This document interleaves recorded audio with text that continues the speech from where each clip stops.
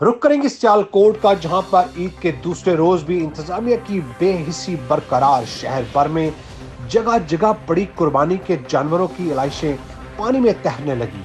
वज़ीर-ए-आला पंजाब उस्मान बुज़दार को भी मामू बना दिया गया। डीसीओ सियालकोट ने खुद ड्राइव करके मनपसंद इलाकों का चक्कर लगवाया। मजीद जानते हैं सिटी 5 के नुमाइंदे डॉक्टर अली इमरान की इस रिपोर्ट में।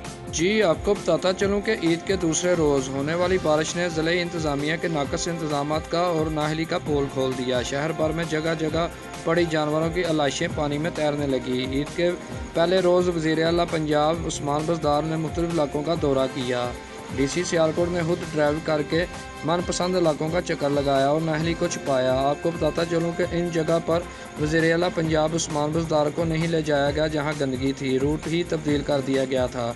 सियालकोट में ईद के दूसरे रोज़ होने वाली बारिश ने ज़िले इंतज़ामिया का पोल खोल दिया। कैमरामैन मुनशराज के साथ doctor Ali Imran, city 5 news.